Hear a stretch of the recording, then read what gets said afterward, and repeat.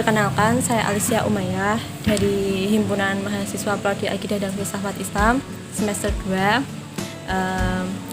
Saya ingin mewawancara Bu Yasirli untuk podcast kali ini. Sebelum saya memulai podcast kali ini, saya ingin memperkenalkan Bu dosen untuk podcast kali ini.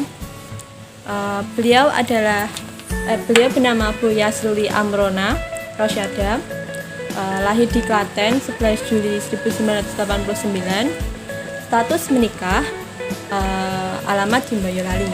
Yep. Oke. Sebelumnya saya terima kasih untuk Bu Yasirli karena sudah meluangkan waktunya untuk mengisi podcast ini. Kayaknya agak susah ya manggil Yasirli. Padahal Yasir itu artinya kan gampang. Bu Sirli gitu saja. Oh ya, Sirli. Oke. Podcast kali ini bertemakan pentingnya menilai peluang dan kesempatan dalam berwirausaha.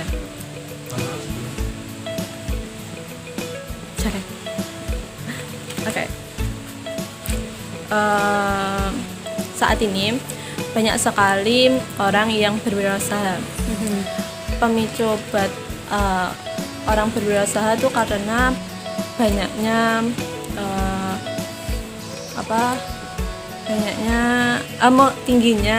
tingginya persaingan untuk mencari pekerjaan. Oleh karena itu, pemerintah banyak membuka lowongan pekerjaan untuk wirausahawan untuk memulai wirausaha agar angka pengangguran di Indonesia menurun dan tingkat ekonominya menjadi baik. Nah, saya ingin bertanya kepada Bu Sirli tentang itu lagi.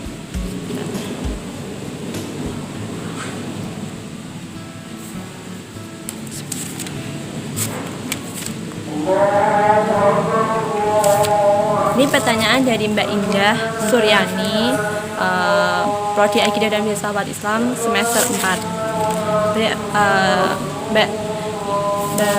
Mbak Indah bertanya, untuk memulai usaha, cara yang pertama dilakukan itu seperti apa? Mengumpulkan modal terlebih dahulu atau memulai usaha lebih dahulu? Silakan Bu dosen. Ini menurut pendapat saya ya.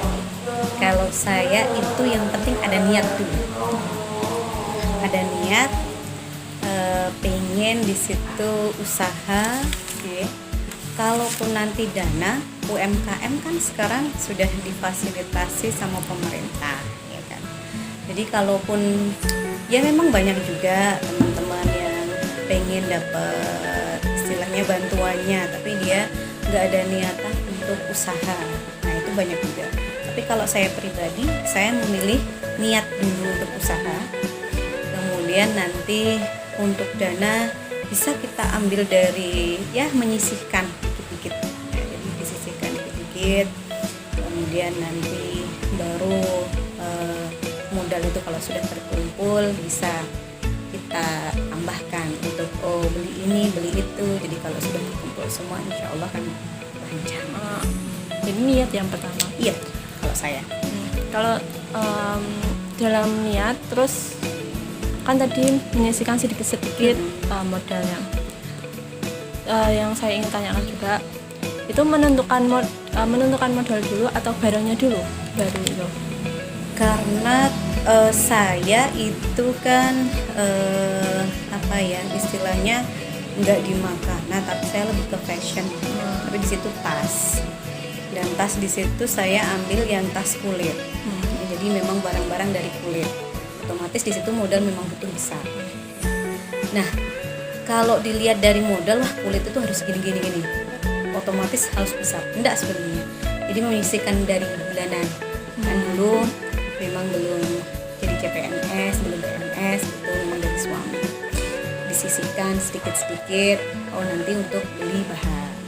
Jadi kalau sudah bahan terkumpul, nah itu nanti baru ada tahap-tahapan. Tapi memang sebelumnya sebelum saya itu bikin sendiri itu memang saya nyari pasaran dulu Mbak. Jadi saya itu kerjasama dengan pengrajin lain gitu. Tapi kan saya sudah punya nama. Nah otomatis saya di situ kerjasama. Yang di sana nanti dia modal istilahnya barang, kemudian jasa. Nah baru saya itu ikut masar kayak gitu ya. Nah seperti itu. Jadi ikut jual dari situ otomatis terkumpul karena memang saya milih tas kulit kenapa? Karena memang di situ pasarannya nggak mungkin menengah ke bawah. Kulit itu pasti menengah ke atas.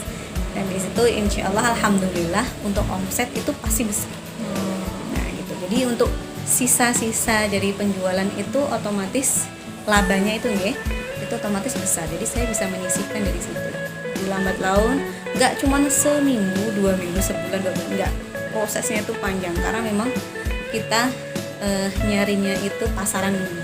Jadi kepercayaan orang ke kita itu tahunan. Jadi bisa sampai kurang lebih 4 tahun. Jadi 4 tahun saya itu kerjasama dulu.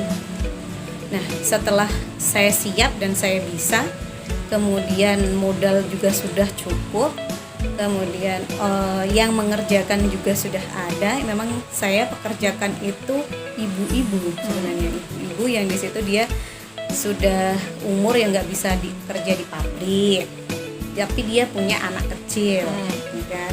Daripada nganggur, banyak yang nganggur dan lain sebagainya. Nah, saya pekerjakan mereka.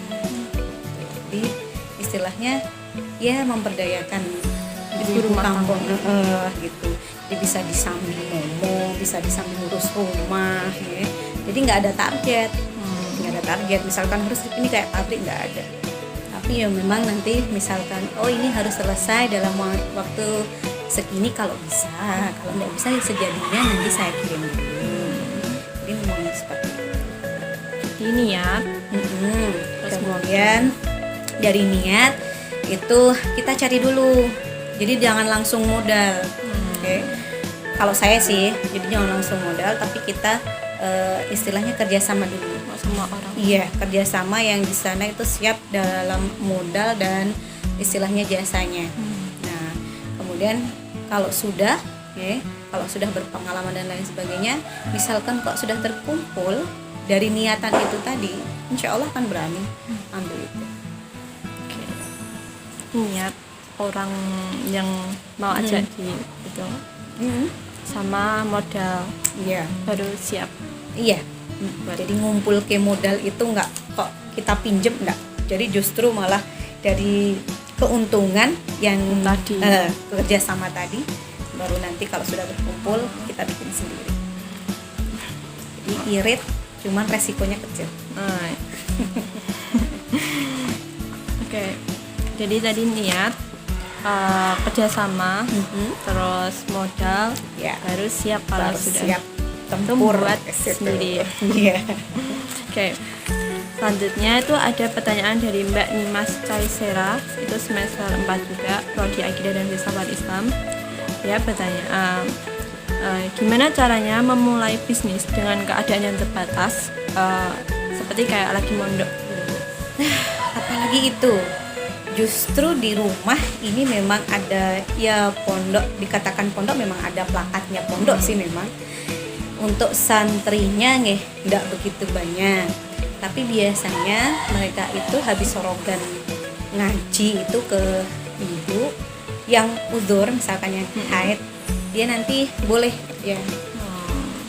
Jadi misalkan yang dia nggak haid bulan itu nggak boleh, karena kan nanti dia kewajiban untuk setor hafalan gitu. Nah bagi yang haid dikasih pilihan, monggo ikut boleh untuk nambah satu, kalau enggak pun enggak masalah. Jadi memang di rumah itu memang ada, saya perdayakan juga. Jadi misalkan yang dia mau ya silahkan, enggak pun ya enggak masalah, tergantung orangnya kalau seperti itu. Jadi kalau di pondok itu sebenarnya lebih menjanjikan, sebab apalagi pandemi seperti ini, ya kan? Alasannya kan nanti untuk bayar UKT gini. Tapi di sana memang sudah saya fasilitasi kalau misalkan mau nyambi, ya mondok nyambi ada di situ. Dan di situ pun nggak cuman saya sebenarnya kalau di Klaten ya. Jadi posisi produksi saya memang saya itu domisilinya di Boyolali. Cuman untuk produksinya itu di Klaten. Karena di situ ya ada pondok punyanya Bapak, kemudian masyarakatnya itu yang istilahnya memang saya sudah lebih kenal dekat gitu. Jadi saya tahu oh ini masyarakatnya bisa diajak. Jadi yang produksi ibu tadi nggak cuma ibu rumah tangga tapi juga Enggak, ada ada mahasiswanya juga. Dan memang nggak cuman karena memang apa ya, kami itu sekeluarga nggak cuman istilahnya di pondok tok, enggak, memang ada bisnis lain. Jadi memang untuk mbak-mbak yang di sana itu memang ada pilihan, kalau mau ikut di saya ya silahkan, ikut bisnisnya keluarga bapak ya silahkan gitu. Mau tanya Bu, ibu tuh kan tadi bisnis tadi bilang tas kulit. Iya. Terus kalau bisnis keluarga itu seperti apa? Kalau keluarga ini bikin itu mbak, lilin cap 2 merpati, pernah lihat? Lilin cap itu 2 merpati itu. Nah kalau pernah lihat di toko-toko itu bikinan keluarga kami. Iya. Dan itu pun nanti misalkan liburan semester itu karena kan saya di sini baru ya, di sini baru. Dulu sebelumnya kan saya di IAIN Surakarta sama di UMS. Jadi ada mahasiswa UMS sama IAIN itu yang ikut kerja kalau pas liburan. Ya, jadi ikut bikin lilinnya itu. Sama lem lalat itu. Yang kalau lem lalat itu jadi memang jiwa bisnis kami itu selain itu ada gitulah. Jadi nggak dari ibu yang pertama tapi dari keluarga. Enggak, memang sudah turun-temurun. Jadi kalau saya sih lebih hobi yang menghasilkan ya. Ya gitu. Kalau harus ngurusin itu kan sudah ada yang ngurus. Tapi kalau saya memang lebih suka berwira swasta memang. Memang saya hobinya dari kecil memang seperti itu karena lihat dari keluarga. Itu turun-temurun. Betul. Oke. Selanjutnya ini ada pertanyaan dari Mbak Isma juga. Mbak Isma itu bertanya, bagaimana tips untuk orang yang suka mudah overthinking, putus asa ketika usahanya itu mengalami kegagalan? Pasti kan berusaha tuh nggak pasti sukses terus, mesti ya, ada betul. turunnya, ada pasti itu kegagalan itu. Terus gimana untuk ibu mengatasinya? Alhamdulillah kita kan mau tidak mau memang di bawah naungannya IAIN, ada Islamnya, otomatis di situ rasa syukurnya harus ditingkatkan dulu.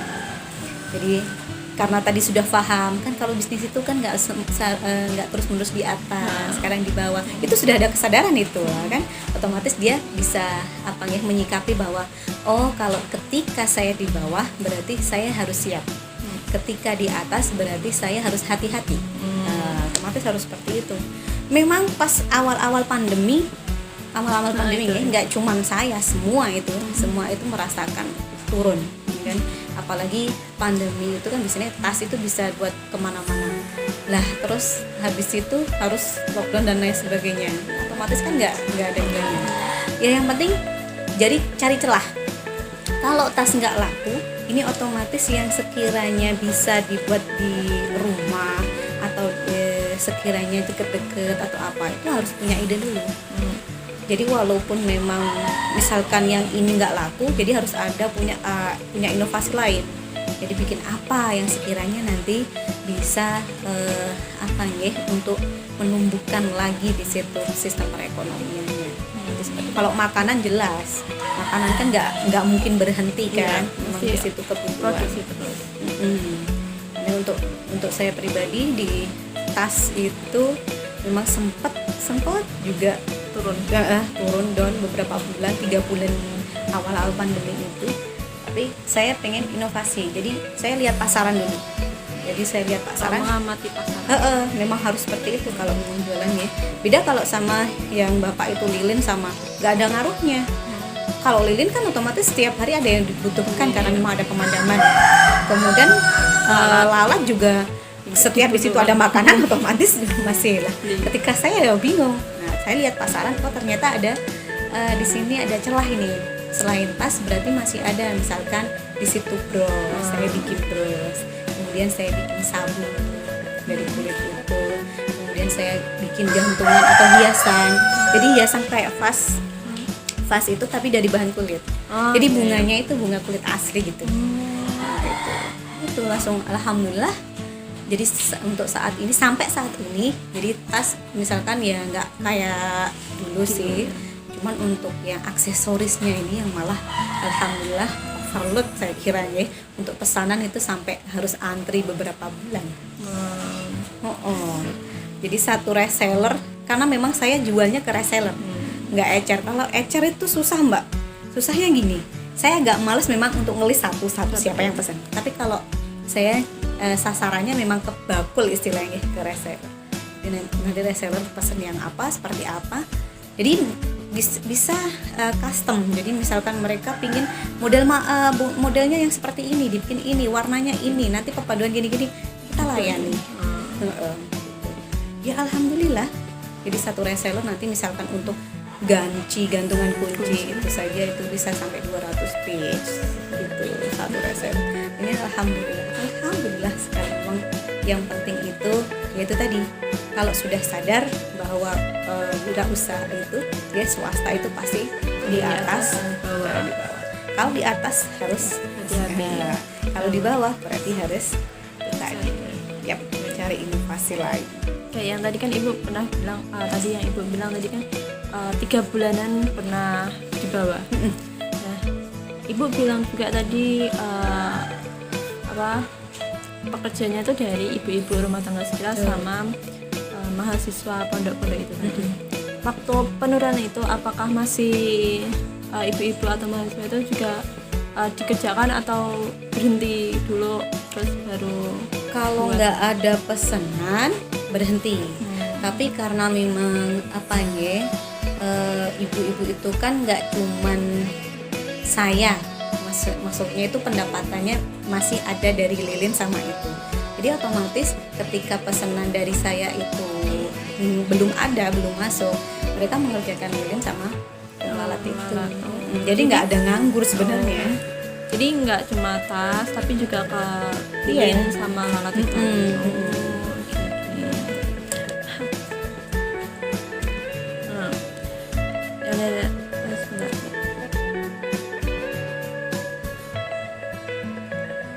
Nah, ini ada pertanyaan juga. Kan orang mau memulai usaha itu kadang ada yang ragu. Untuk berusaha karena pastinya tuh ada yang ngomong gitu kayak barangnya tuh kayak biasa gitu, terus jadi takut untuk mulai, jadi ragu buat biasa. Iya kayak masker lah, misalnya masker kain. Dulu masker kain kan belum terlalu naik sebelum corona ini. Terus ada yang jual masker kain, terus banyak yang jualan masker kain itu. Terus ada yang mau mau berusaha awal-awalan, terus dia takut buat mulai karena ya itu persaingannya itu banyak gitu. Nah itu tuh buat ngilangin rasa ragu, terus berani untuk melangkah untuk berusaha itu gimana? Kalau rasa takut itu pasti ada mbak. Saya juga pernah merasakan.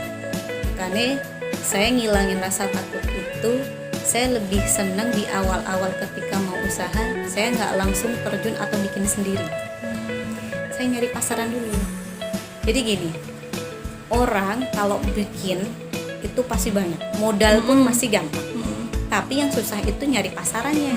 Siapa yang mau beli? Pasaran kita nanti kemana? Di mana lokasinya? Kita lewat apa? Nah itu harus dipikirkan terlebih dahulu.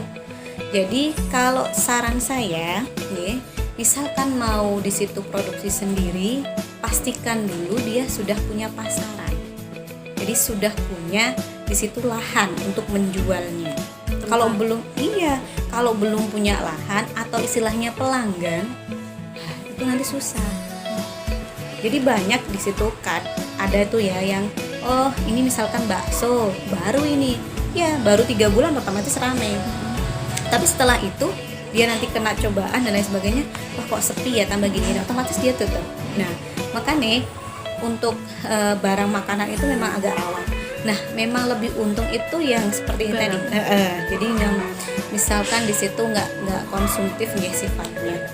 Nah itu lebih aman. Caranya memang saran saya cari pasaran dulu. Dia mau jual kemana, lewat online atau offline atau kemana atau di store kemana-mana gitu, dia harus cari dulu. Kalau sudah oh ternyata sudah mapan selama 3 bulan atau 4 bulan ini sudah berjalan dan di sana percaya dengan barang yang kita kirim. Nah, otomatis misalkan sudah ada dana saving tersebut, bisa nanti jenengan mulai. Jadi bisa dimulai. Jadi nggak usah ada rasa takut, kalau sudah punya pasaran nggak akan takut. Iya, cuma awal. Jadi memang iya gimana ya? Memang kalau belum punya pasaran, belum punya pelanggan gimana susah. Ya saya memang bayangin sendiri ya susah.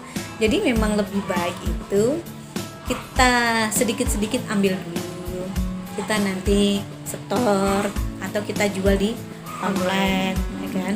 Kalau sekiranya sudah berjalan, oh ternyata sudah ada nanti yang ambil barang pesan agak banyak, sedangkan nanti di suppliernya kok istilahnya kewalahan. Nah baru kita bisa bikin sedikit saja, jahit sedikit, ya kan. Bisa kerjasama, kalau belum bisa jahit, yang penting kita modal kain dulu, ya kan. Nanti dibikin kain ini, jahit kan ini, gitu. Misalkan satu jahit kalau masker berapa? Paling 500 rupiah, ya kan. Kemudian modalnya berapa kan gitu. Nanti jualnya sekian kan. Itu seperti itu. Jadi memang harus dipikirkan. Yang paling utama di situ adalah cari pemasaran. Itu awalnya ibu buat tas itu. Itu kan tadi kerjasama. Kalau misalnya benar-benar awal banget, itu terjun langsung atau saya nyari? Nyari. Terjun langsung. Jadi saya nyari ke Jogja, ke Magetan, ke Sidoarjo. Di situ memang saya belajar dulu. Jadi jenis-jenis kulit kan memang banyak, Mbak. Saya pelajari ya, pada suhu-suhunya itu memang yang sudah berpengalaman. Nah, kemudian saya cari penjahitnya yang istilahnya bisa saya percaya, dan model-model misalkan mau model seperti ini nanti bisa dibikinkan gitu. Ya, jatuh bangun tetap ada. Jadi sudah percaya, sudah modal sekian juta tapi nanti nggak ada hasilnya alias dilari gitu. Itu kalau nanti dipikir wah kok kayak gini ya usaha, udahlah malas lah. Enggak, saya tetap enggak, emang ini resiko. Nah gitu, resiko wirausaha seperti ini. Wira swasta memang resikonya seperti ini. Kalau nggak mau wira swasta ya sudah kerja di kantor aja. UMR kan dapat di situ. Cuman kan memang ya kerja segitu jam sekian gitu. Boleh tanya nggak Bu? Ini agak mungkin agak sensitif. Ibu kan tadi bilang pernah di bawah sebelum sesudah corona ini. Sebelumnya di normal itu pernah gagal berapa kali ya Bu? Gagal apa ya Mbak? Gagal jualannya atau gagal bikinnya? Gagal apa? Gagal apa ya? Kayak pernah di bawah gitu, kayak pernah mau itu nggak Bu? Apa ya namanya ya, kayak itu bangkrut gitu? Ya bangkrut. Pernah bangkrut nggak Bu? Karena saya sudah mikir ke depan, ya saya pikirkan matang-matang di situ. Nanti kalau swasta itu pasti ada, ya gitu seperti itu. Dan alhamdulillahnya karena usaha ini istilahnya bukan samben sih, bukan samben ya. Karena itu udah awalan. Iya memang apa ya? Selain saya itu di prioritasnya ngajar, jadi di sini itu memang usaha, walaupun memang nggak ada niatan untuk ini gue samben. Tapi kalau istilah dosen-dosen sih ini samben ya. Jadi memang prioritasnya kan kamu kan dosen, otomatis kalau swasta ini kan samben. Ya nggak masalah samben. Tapi kalau samben saya memang harus serius di situ. Kalau cuman istilahnya nyambi aja kan otomatis apa ya? Nggak ada serius ya. Tapi saya serius di situ karena memang itu hobi saya. Jadi kecil. Kalau rugi pernah rugi, tapi alhamdulillahnya saya pasrah aja. Saya pasrah sama yang bikin atau yang ngasih rezeki lah pokoknya. Namanya persaingan, dan alhamdulillah nggak pernah merasa seperti itu, dan jangan pernah. Oke. Ya, jadi jangan pernah. Walaupun nggak ada, ya nggak ada, baru nggak ada, nggak kayak biasanya gitu bahasanya. Memang anti sih. Jadi ini kunci Mbak, kunci bagi jenengan semua yang pengen usaha. Jangan sampai berpikir bahwa di situ nggak punya sama sekali, atau nggak laku sama sekali. Itu bahaya. Kalau misalkan, karena saya percayanya seperti itu, semua kan ada wasilah ya, istilahnya gitu. Wasilahnya apa? Orang jualan itu wasilahnya ya pembeli tadi. Tapi kalau wah ini sepi, jangan, bahaya itu. Iya, nanti bisa sepi beneran. Jangan, iya. Jadi jangan, gimana jualannya? Ya alhamdulillah, walaupun nggak seperti biasanya, gitu enak, lebih enak. Jadi jangan sampai sepi nih. Saya nggak positif pernah. Takut bener bilang seperti itu. Nggak tahu kenapa. Memang ya seharusnya memang jangan seperti itu, gitu aja. Ini tips. Jadi kalau mau usaha, jangan sampai ada kata-kata misalkan tidak sesuai harapan kita. Wah lagi sepi, jangan sampai. Lagi nggak kayak biasanya. Biasanya lancar ya, ini alhamdulillah lah, ada pemasukan, gitu aja. Jadi ada Allah gitulah.